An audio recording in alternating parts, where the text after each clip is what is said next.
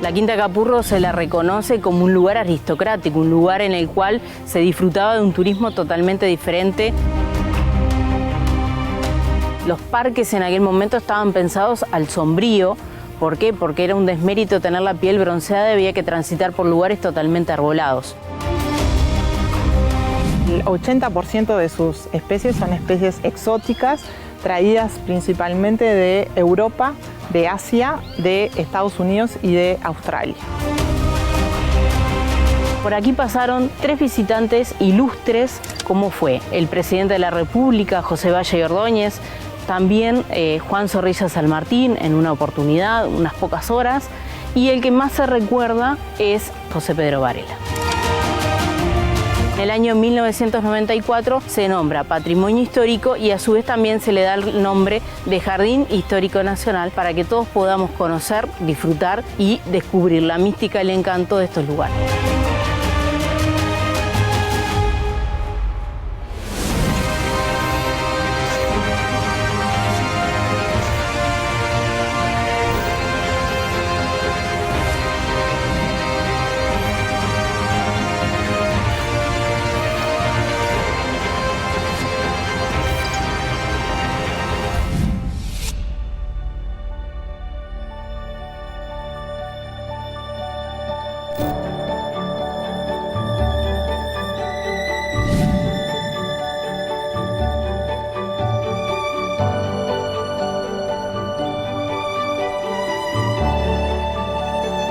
Estamos en una de las casas quintas más importantes de la ciudad de Santa Lucía, Quinta Capurro. Esto surge por allá cuando los montevideanos buscaban obviamente un lugar de escape, un lugar de salida de su hábitat y bueno, lograr venir a Santa Lucía en aquel momento fue uno de los lugares de destape o de escape, como decíamos nosotros, buscando que la tranquilidad y obviamente también la recuperación de algunas enfermedades que habían en la época. El turismo famoso de sanación que tenemos. Bueno, la parte importante de los montevideanos que venían eran los que tenían mayor poder adquisitivo y eran familias patricias, familias importantes del Montevideo de la época. El proceso fue en una primera etapa, en 1872, con la llegada del tren, que fue muy importante para la llegada de los montevideanos en aquel momento.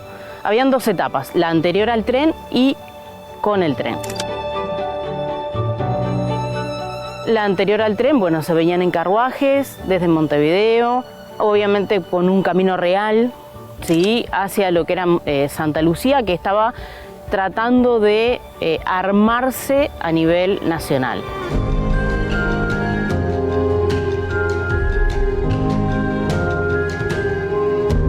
En realidad eran 2 estancias, primero la de Mitre, después la de Barragán, ¿sí? Estas estancias formaban parte de lo que era Santa Lucía al inicio. Después llega el proceso fundacional de Santa Lucía, con el 1781, llega lo que es obviamente los primeros pasos hacia la o el término de esa forma de tratar de concentrar el máximo posible obviamente de habitantes.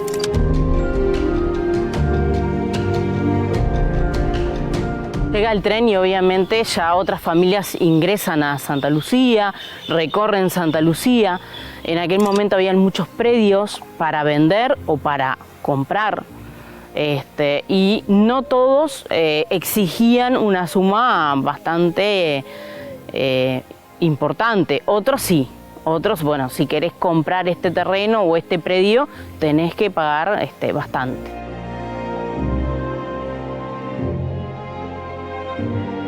Habían algunos terrenos accesibles que estaban hacia, por lo general, la zona del río, que es la zona inundable, se podría decir, de la ciudad. Este terreno es de la parte alta, ¿sí? Y bueno, forma parte de lo que es las casas quintas.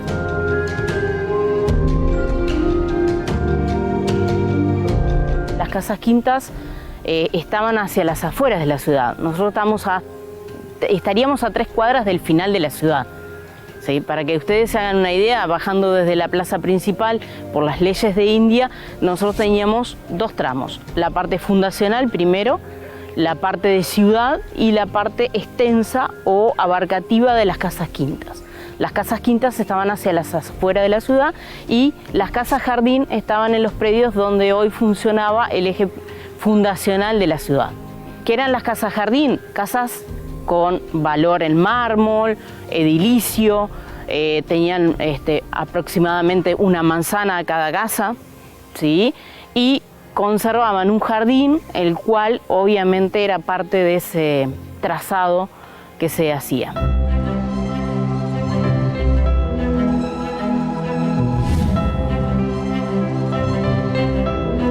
Bueno, como veníamos hablando, llegan en el tren y uno de los que llega en el tren fue la familia Capurro, compuesta por Federico Capurro y su señora Emma Ruano, y en aquel momento deciden recorrer la ciudad y empezar a ver determinado sitio para comprar. Todo esto les lleva un proceso de un año. En 1873 recién pueden adquirir el lugar y en una suma bastante importante para lo que era la época, de 7.166,43 pesos de aquel momento, lo cual lo hacía muy importante, y compra 2 padrones. Eso es lo que hay que destacar. Quinta Capurro siempre tuvo 9 hectáreas, pero eran 2 padrones. A la misma persona le compran estos 2 padrones y después, bueno, más hacia el río empiezan otras casas quintas con determinados valores, pero no como Quinta Capurro, o no como la idea de los Capurro en aquel momento.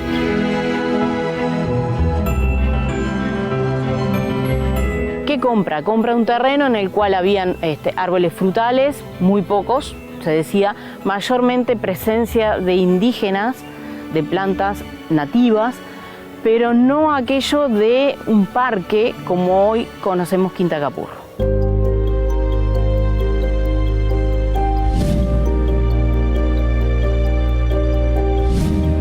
Comienza en 1875 con los primeros pasos. ¿Qué fueron esos? La construcción del parque. Propiamente también se empieza con las construcciones que hoy vemos, que son 3 cascos o 3 casonas, en las cuales su nivel arquitectónico es muy simple. Nosotros no tenemos gran valor arquitectónico, sino que estaban muy bien diseñados. Lo que está a mi espalda es la casona principal de la familia, donde ellos venían a veranear. Después tenemos la casona del casero, una persona muy fundamentalmente hablando, la persona más importante de la quinta, el que comandaba la zona de cultivos y demás. Y después teníamos una casona que está hoy situada cuando uno ingresa a la quinta sobre el portón, el cual esa casona fue casa de visitantes.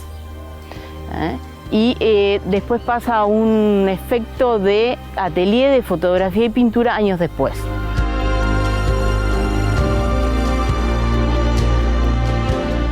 Al ingreso encontramos la casa de visitantes, luego la casona del casero y por último se dejaba ver la casona de la familia. ¿Por qué? Porque era todo resguardado, había una mística y un encanto que no se podía perder, pero también lo prohibido. Acá solamente podía ingresar la familia, el matrimonio de Federico Capurro, Emma Ruano y sus 8 hijos.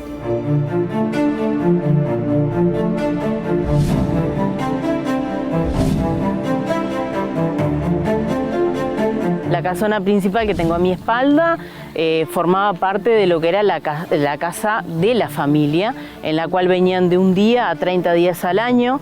Nunca habían estado mucho más que en ese tiempo y bueno, forma parte de esa construcción simple.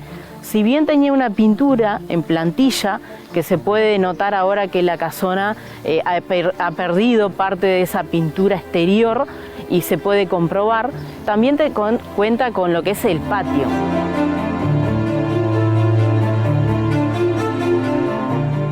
Ese patio con una herrería local también transformada en un patio cerrado. ¿Por qué? Porque el matrimonio Capurro no quería que los hijos salieran al exterior solos, entonces los nucleaban en este patio que valía la pena, ¿no? Con algunos parrales de época y bueno, forman parte de este movimiento que después se complementa con la colocación de fuentes.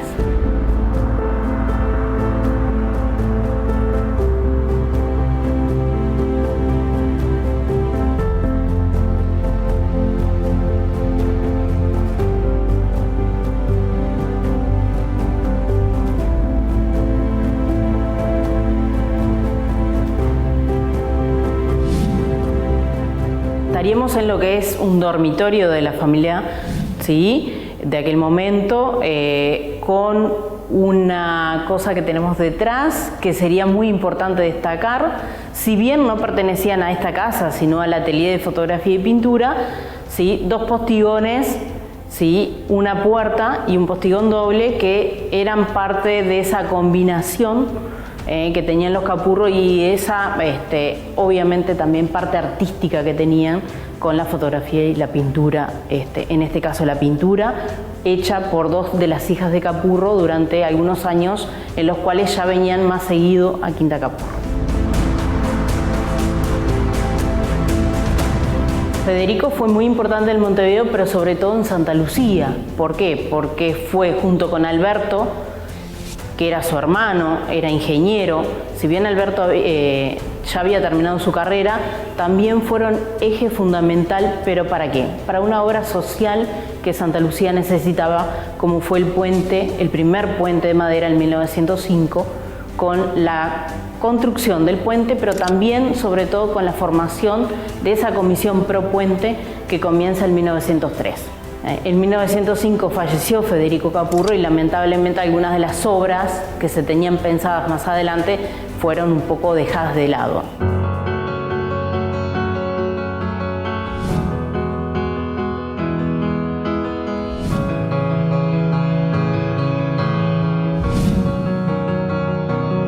Bueno, estamos ubicados en lo que sería el frente de la casona principal, en lo cual también tenía un enjardinado de rosas, incluida algunas licinas que todavía conservamos de la época, y también se puede apreciar parte de esa entrada con lo que era la pintura, una pintura que fue en plantilla, como anteriormente había nombrado, y en la cual reflejaba esos colores intensos que tenían que tener este tipo de casonas.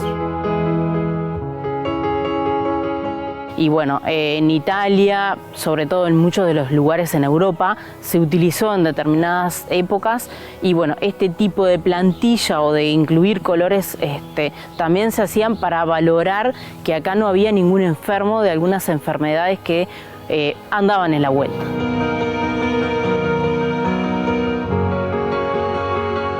Todo tenía un pienso, un formato, un eje y una idea general que compartía toda la familia, porque acá el matrimonio formaba muchas de las cosas que vemos hoy, lo formaba parte la dupla o ese matrimonio que consolidó esta obra. Nombramos a Federico y no tanto a Emma Ruano, yo trato en lo posible de nombrarlo a los dos.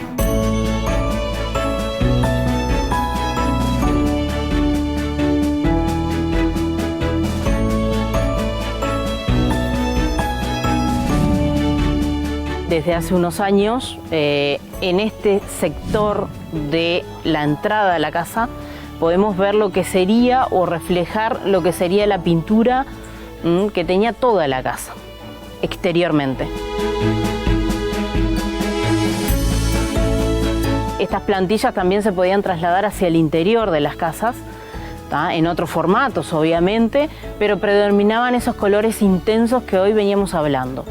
¿Sí? En el cual el dibujo, ¿sí?, formaba parte de ese movimiento de colores que se quería hacer. Hace unos años se recuperó por parte de una persona que tenía un museo en este lugar y tratando de llegar a lo mejor posible y al diseño que se había planillado en aquel momento. Un juego de ilusión que obviamente no tiene desgaste todavía, a medida que vayan pasando los años va a tener más desgaste y podemos ver en parte de la construcción el desgaste original desde la época hasta ahora. Estamos hablando muchísimos años.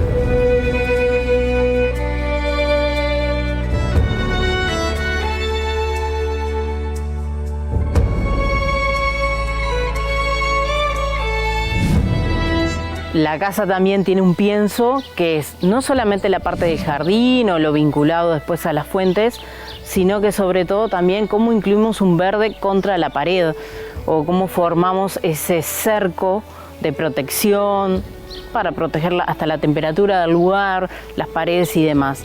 Entonces esa forma de hacerlo era con determinadas plantas. En este caso es un Ficus plumilia. Y bueno, forma parte de esta impronta que hicieron los Capurro en este lugar.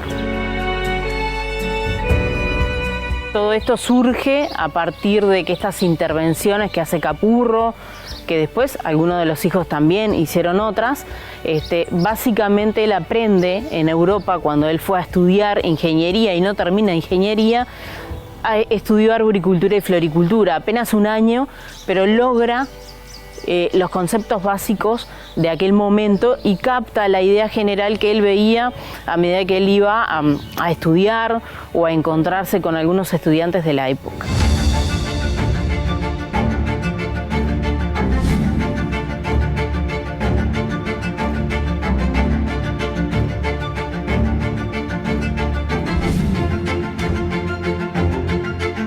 Bueno, a mi espalda lo que tenemos es la casona del casero, figura principal dentro de lo que era la parte de laboreo y la parte de preservación del lugar, y forma parte de lo que también eran las famosas caballerizas, como se les llamó.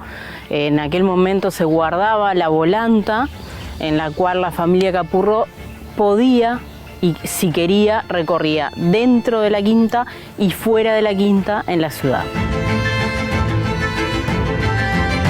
El casero era el que estaba encargado del mantenimiento, como dije, de la venta, etcétera, etcétera, localmente. Y bueno, era que promulgaba se encargaba también de contratar gente para el laboreo. Como era una casa quinta, como habíamos hablado, se mantenía de esa manera. Hay que destacar que durante los 120 años más o menos que estuvo la familia a cargo de Quinta Capurro, pasaron 4 solamente caseros por este lugar.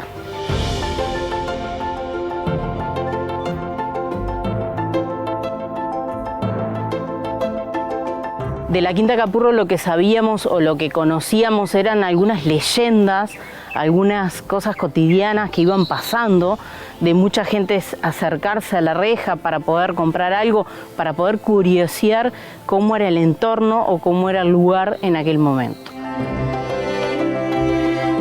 Luego de unos años hubo una flexibilización, que eso es después que falleció Emma Ruano, la señora de Capurro, y ya los caseros dejaban avanzar un poquito más en esa entrada a comprar o en esa entrada a la quinta, pero no más allá del atelier de fotografía y pintura o de la casa de visitantes como hoy hablamos. Las imágenes que yo me hacía de la quinta eran totalmente diferentes. No sabía, más allá de lo que uno veía por esa reja extensa que tenemos en el bulevar, no veías o no plasmabas aquello que te podías encontrar dentro. Y esa mística y ese encanto fue descubriéndose en el enamoramiento que uno tiene y en la responsabilidad de trasladar todo este conocimiento a nivel local, nacional, porque muchas de las personas que viven en Santa Lucía no conocen del lugar.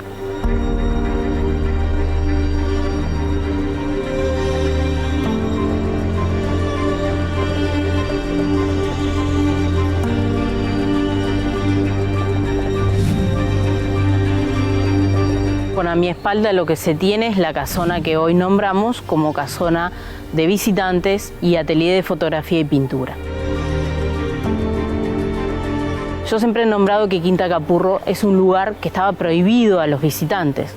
Bueno, pero por aquí pasaron en 3 oportunidades 3 visitantes ilustres para nuestra ciudad, como también en el momento del país, también eran referentes, como fue el presidente de la República, José Valle y Ordóñez, también Juan Zorrilla San Martín en una oportunidad, unas pocas horas, y el que más se recuerda, que hasta hace poco también teníamos un cheflón en el lugar, que hoy está en préstamo en otro museo, es el cheflón de José Pedro Varela.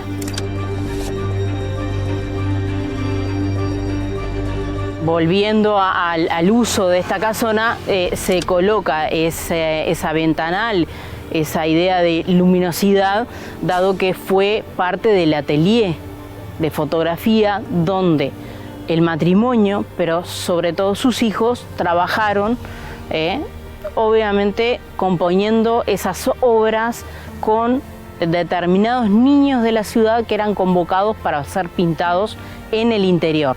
Los fondos los pintaban, colocaban los niños adelante del fondo y después terminaban haciendo la pintura del niño con los fondos diseñados por ellos. Esta casona fue con un uso en el cual primero fue casa de visitantes, luego pasó a ser ese atelier que decimos de fotografía y pintura, más de pintura que de fotografía. Después pasa a ser la primera oficina que tienen los funcionarios de la quinta, por el nexo con el portón, porque era el lugar más propicio para tener esa oficina y ese contralor y esa cercanía con el público que recién estaba comenzando a ingresar a la quinta.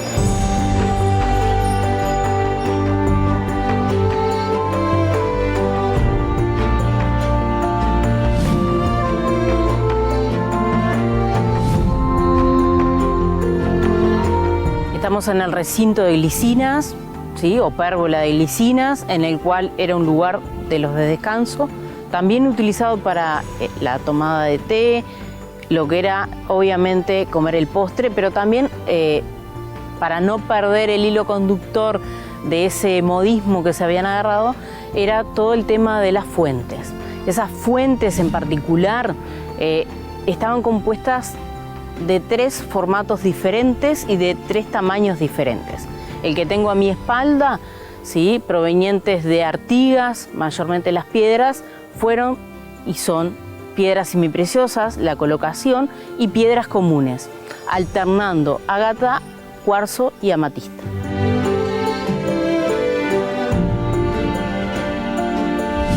Los parques en aquel momento estaban pensados al sombrío.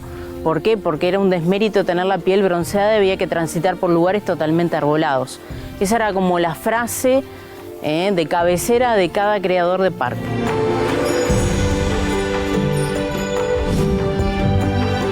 Hemos hablado del lugar, del recinto de glicinas, pero no hemos hablado de la construcción y de lo que es el verdadero sentir de estas glicinas centenarias con más de 140 años. Y bueno, acá tenemos un claro ejemplo de la construcción de su tronco, lo que es la parte de la base, la parte del entretejido o el entrelazado que tenemos acá, la separación y después la descomposición. Este proceso por lo general dura de los 100 años, después de los 100 años y alrededor de los 130 años normalmente. En Uruguay tenemos lugares con glicinas y cada tronco y cada planta se forma diferente a lo que uno debería creer que es un tronco con ramas, con floraciones, y estas en particular tienen una forma diferente. Acá podemos ver diferentes tipos de tronco con la misma cantidad de años.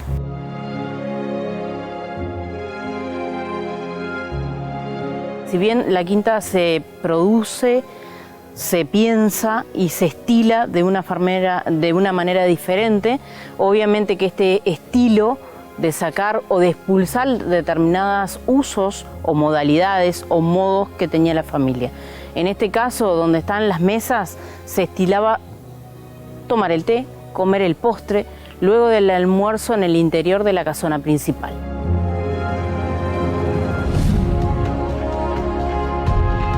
Eran salones estar, ¿sí? Vinculados o creados con determinada especie según el juego que se quería.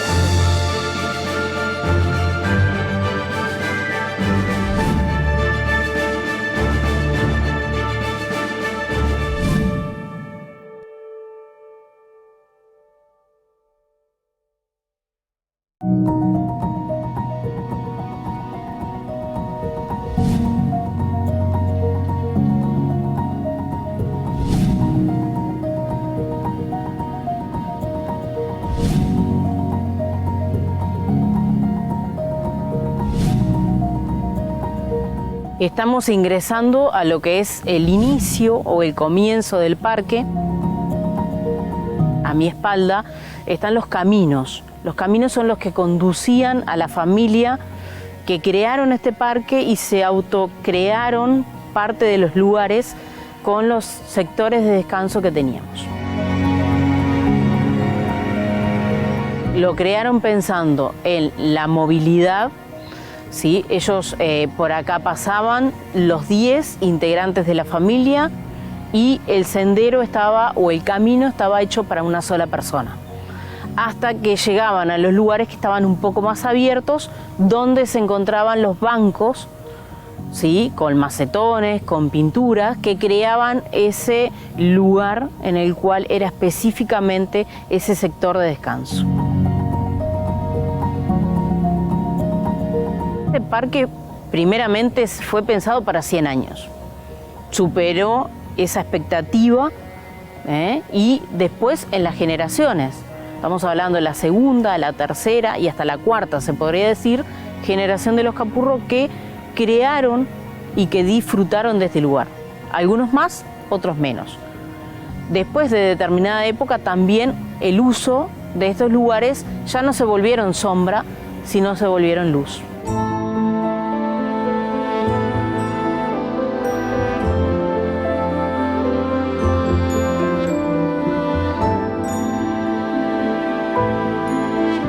Esta masa vegetal tiene múltiples funciones, desde el pulmón de la ciudad o uno de los pulmones, desde la reserva de flora, de fauna, ¿tá? Flora, ya lo podemos ver, y bueno, también se utiliza por varios visitantes para recreación.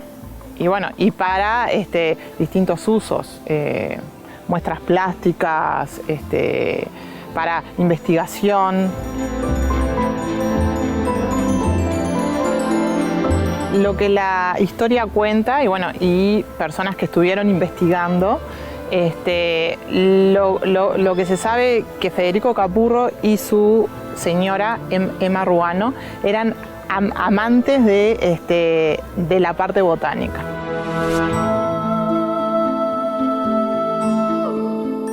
Para diseñar, para diagramar todo este parque, se necesitó de un gran número de personas que llevaran a cabo todo este trabajo. Y lo que hay que señalar, bueno, que este parque tiene un diseño inglés. ¿Por qué tiene un tipo de diseño inglés? Por sus senderos, por la diagramación de los distintos canteros y cada especie fue traída, el 80% de sus especies son especies exóticas, traídas principalmente de Europa, de Asia, de Estados Unidos y de Australia.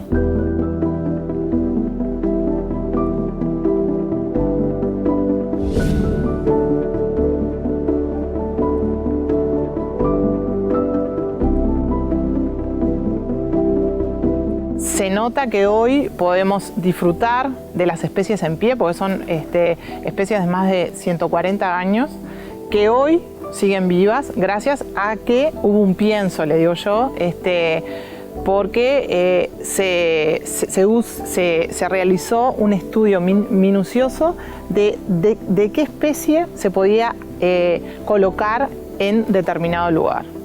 Darle el ambiente adecuado para su posterior desarrollo.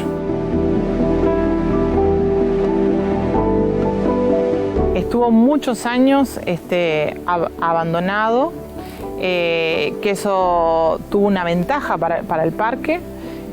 ¿Cuál es esa ventaja? Que bueno, que no hubo ningún tipo de vandalismo o casi ningún tipo, que preservó muchas de las especies. Luego, cuando la Intendencia adquiere el predio, ahí paulatinamente se comienzan a hacer tareas de mantenimiento. ya hace más de 10 años que Quinta Capurro cuenta con un técnico que está en el lugar para poder preservar y para poder mantener toda la parte vegetal, ¿no?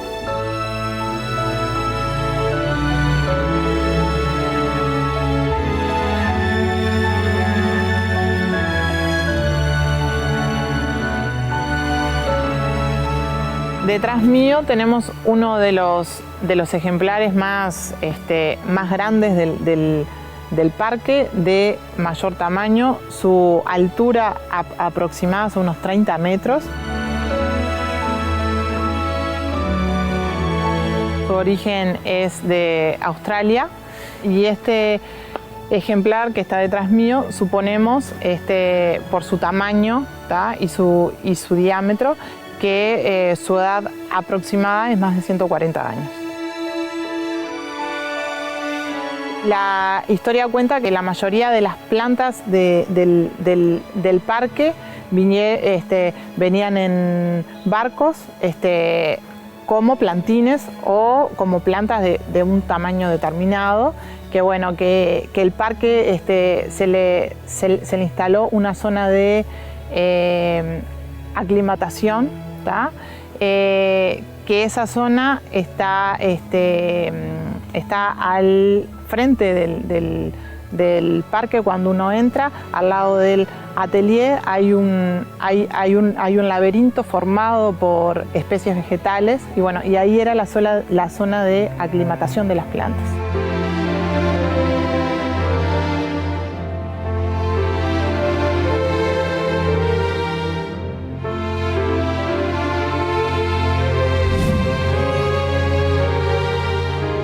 Bueno, la quinta ha cambiado durante estos años y, como habíamos nombrado, de la caminería histórica en la cual paseaba la familia o cada integrante de la familia podía exponer o recorrer por determinados lugares, hoy por hoy, que está abierto a la masividad del público, tenemos o desarrollamos diferentes circuitos.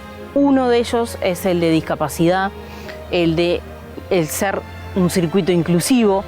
Y bueno, determinadas discapacidades nos visitan, como es por ejemplo las asociaciones de ciegos, que a partir del año 2019 el Ministerio de Turismo, lanzando el circuito de accesibilidad de la quinta, forma parte de ese recorrido por Canelones de los sentidos.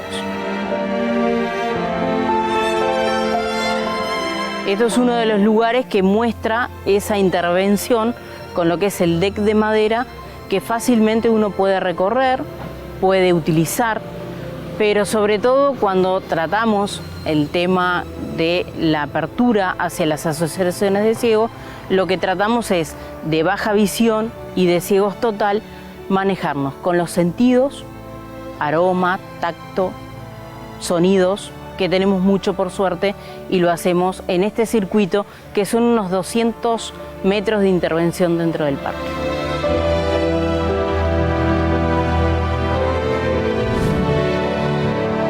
La respuesta a lo que nosotros queremos ver, obviamente lo captamos con las imágenes nuestras, pero cuando nosotros tratamos el tema, obviamente, de ciegos total o baja visión, ya se entra a complicar.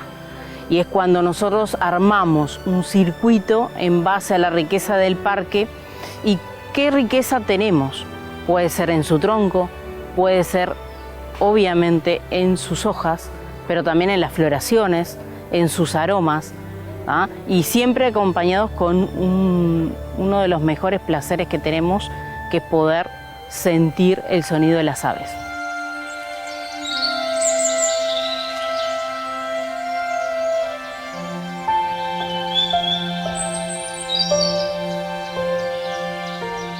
A medida que uno va entrando a la quinta, metros adentro, uno va descendiendo y lo único que va escuchando es el jardín propio y sus sonidos con las aves que van, depende en el horario que estemos visitando la quinta, ¿no?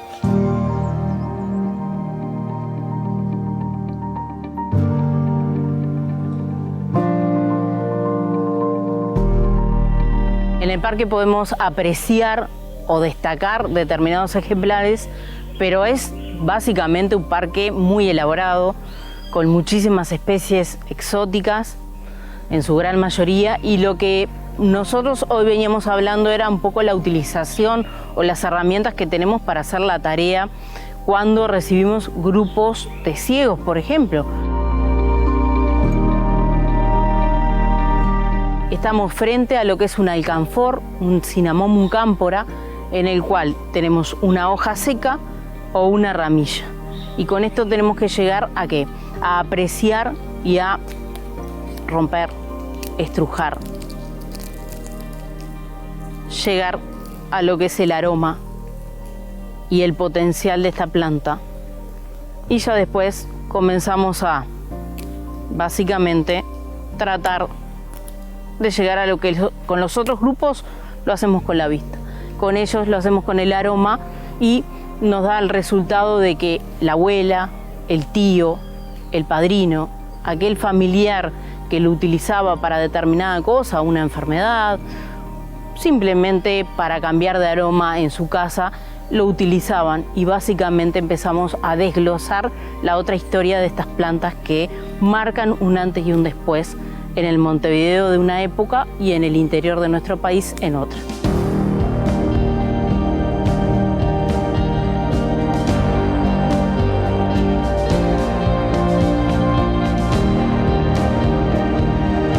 Continuando con este destaque que hacemos del parque, este árbol del papel, conjuntamente con otros dos, formaban parte de este circuito que uno lo puede decir australiano en su origen, pero es un circuito en el cual también nos da la posibilidad de manejarnos con esta corteza de papel que cae simplemente y naturalmente.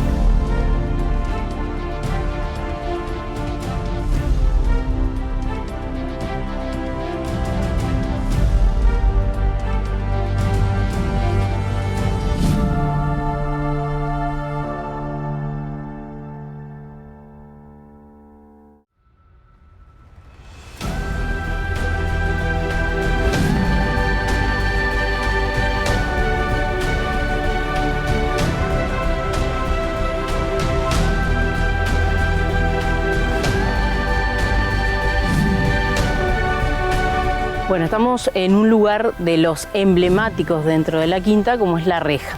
¿Qué servía la reja en particular, tanto de las casas quintas como de las casas jardín? Era la ventana abierta hacia el interior de cada lugar creado por estas familias. Estas familias básicamente tenían algo en particular, que era demostrar el poderío económico plantando, y obviamente tenían que colocar ejemplares que tuvieran una atracción hacia lo que era el afuera.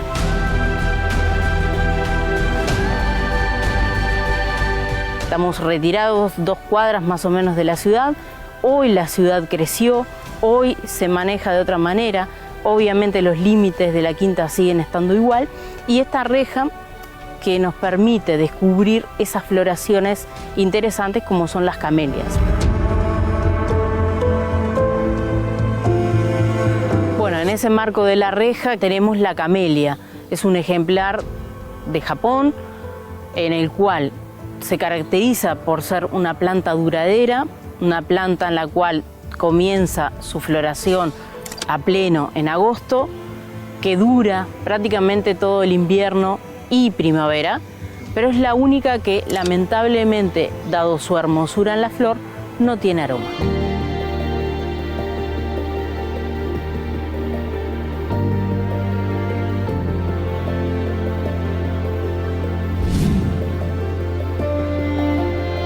Estamos en uno de los lugares más emblemáticos de la quinta. También, como dije, habían ciertos lugares de interés para la familia y ciertos lugares en los cuales eran aprovechados por la familia en sus cortas estadías. Uno es la plazoleta de los enamorados, como se le llamó a este sitio. De los lugares de descanso a destacar, este era el más amplio, debido a que también estaba frente a la reja, y donde los curiosos de Santa Lucía y los lugareños que querían no ver nada más que las floraciones, decían que por acá pasaban los hijos de Capurro con sus novios y novias.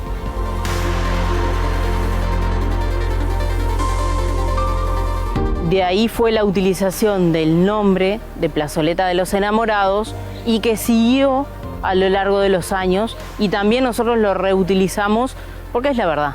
Acá pasan muchos enamorados a lo largo del año.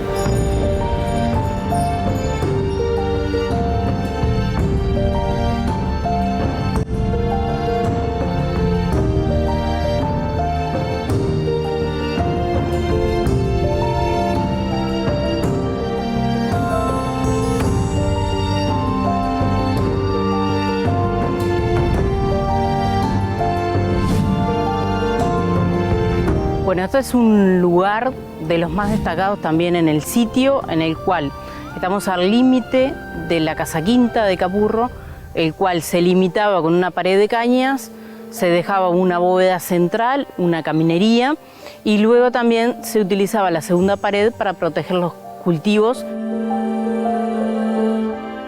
En realidad este paseo se hacía a pie, pero tenían una virtud los Capurro que en determinado momento lo utilizaron también en volanta. Y se armaron un circuito de paseo en volanta y de juegos en volanta para niños, para los hijos de ellos. Es una bambucea tuloide, nosotros la conocemos simplemente como bambú, también se la conoce por tacuara, ¿sí? Pero básicamente es una de las galerías más importantes del país, llegando a tener 450 metros de caña solamente esta galería.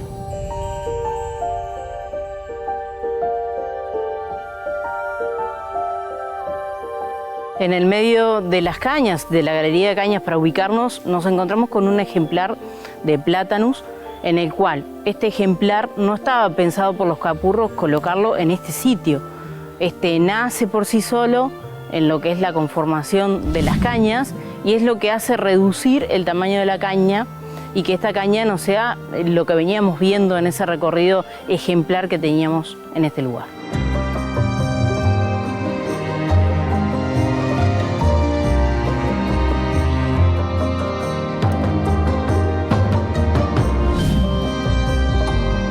Bueno, estamos situados o estaríamos situados en lo que es el Camino del Pozo. El Camino del Pozo es a la salida de las cañas, cruzando un pozo antiguo, siguiendo y atravesando lo que es uno de los caminos también emblemáticos, que podríamos decir que aparte de las cañas, tenemos el Camino de Magnolias. Magnolias centenarias que hacen un verdadero deleite cuando uno podía transitar, cuando eran más jóvenes, por su floración. Y en este caso, bueno, también ver parte del diseño de esos lugares de paso que tenía la familia y no de estadía, como habíamos nombrado la Plazoleta de los Enamorados o cualquier otro de los lugares de descanso que tenían para permanecer, leer un libro y demás.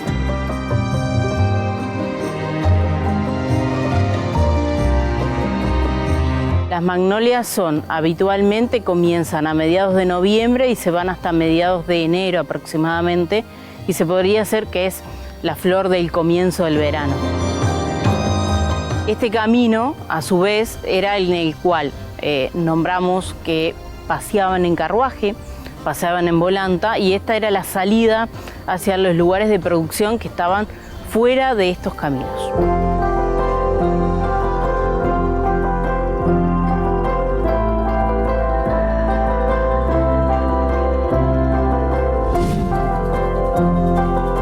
Bueno, estamos en un lugar también de los más utilizados por los Capurro. ¿Por qué? Porque era la salida del parque. Y ellos tenían que estar caminando o transitando por lugares totalmente arbolados y fuera del contacto de las plantaciones.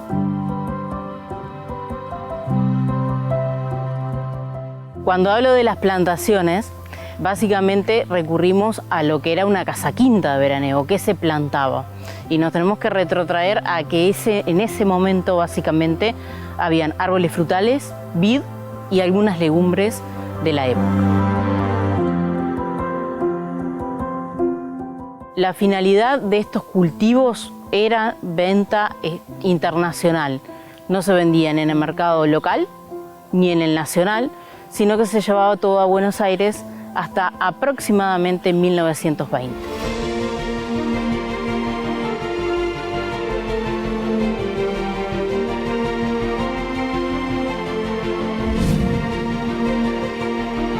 Lo que estamos viendo hacia mi espalda es la zona de producción.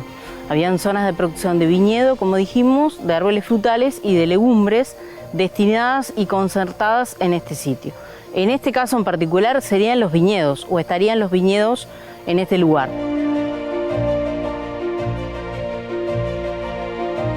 Este marco ideal, bueno, fue colonizado por las aves y hoy por hoy hablamos de parques alternativos. En este caso, de este lado están los guayabos, ¿tá?, que es la planta con mayor erradicación en ese lugar. A mi espalda tenemos uno de los lugares de recreación que hoy tienen las familias de Santa Lucía, las familias que nos visitan de otros lugares, en el cual van a encontrar que es un espacio totalmente sin ejemplares, o si hay algunas pequeñas intervenciones, hasta que nos encontramos con una pared que es el límite del cañadón, que pasando ese cañadón por un puente vamos a seguir recorriendo esta quinta. Estamos hablando de una pared vegetal, una pared con cambios de colores permanentes, en lo cual depende, a la hora que visitemos la quinta, lo vemos de una manera u otra.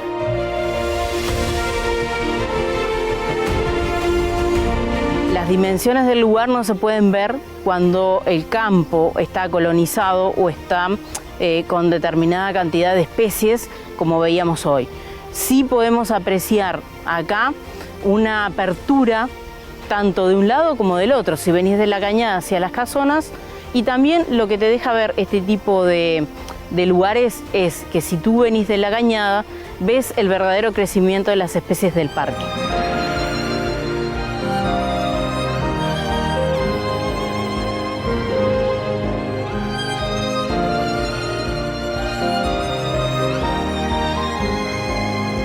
La Quinta Capurro se la reconoce como un lugar aristocrático, un lugar en el cual se disfrutaba de un turismo totalmente diferente al que hoy por hoy lo hacemos. En aquel momento era sombra y descanso, y hoy por hoy son playa, ¿sí?, y sol.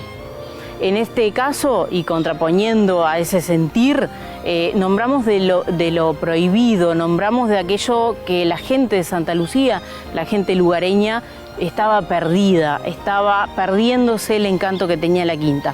Hoy por hoy, y debido a que es uno de los museos con más importancia y con más horas abiertas, ellos sí pueden disfrutar. Este lugar pasa de manos privadas a públicas en 1991 de interés departamental, en 1992 se compra por la Intendencia Municipal de Canelones, y en el año 1994 se nombra Patrimonio Histórico, y a su vez también se le da el nombre de Jardín Histórico Nacional, para que todos podamos conocer, disfrutar, enamorarnos y descubrir la mística y el encanto de estos lugares.